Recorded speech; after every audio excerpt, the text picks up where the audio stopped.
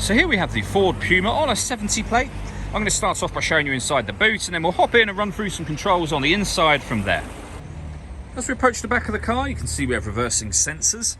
Plenty of boot space as well, along with that 60-40 split folding rear seat should you wish to increase this space even further. And then this tray section will lift to give you even more space again. Okay, now that we're inside the car, we're going to start with the dials. On the left-hand side, we have the rev counter, and on the right-hand side, the speedometer. In the middle at the bottom, we have the fuel gauge and coolant temperature gauge, and beneath that, it will show you what gear this car is in. It's an automatic, so we're in park at the moment. Above that, we have the main trip computer section. In the top left-hand corner, you can see the total miles of the car, which are 3,606. And then we have a digital readout for the speedometer in that main section. You can change the information displayed there for various things. For example, your trip computer. Vehicle settings, we've got your audio, your phone and navigation menus as well, and then back around to the beginning again. If we back out to the steering wheel, the buttons I was using a second ago are just here. We have stereo and phone controls beneath that. Stereo controls continue on the left-hand side, along with cruise control and speed limiter. Once you set cruise control, hit this button just here. This car is able to maintain its own distance between itself and the car in front, speeding up and slowing down automatically depending on the car in front's speed. Over in the center, we then have the main touchscreen for the car. So up on here, you can access your satellite navigation, for example. There's a full video showing how the sat-nav works that you can find on our website and on our YouTube channel as well.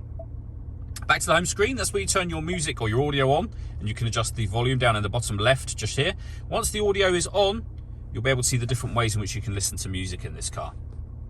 On top of these options shown here, there are also two separate USB inputs, so you can plug devices into those, and they'll appear up here as further options for you.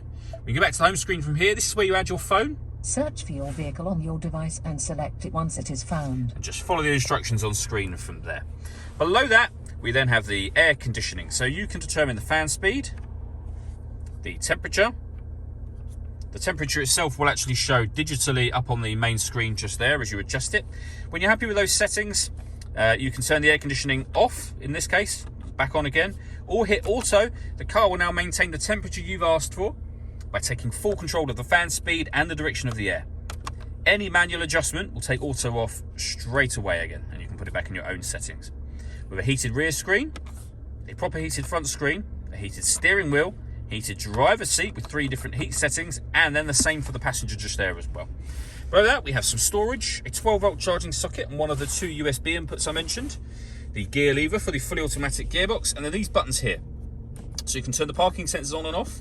You can turn off the stop and start. This car is designed to cut out when it's stationary in traffic to save you fuel.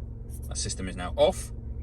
We can change the driving setup of the car, so we can put it into various different drive modes, all of which will show up on here. So Eco, Sport, Slippery, Trail, or Normal.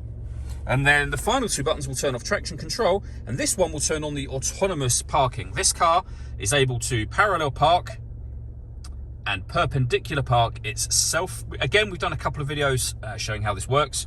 You can find those on our website and on our YouTube channel.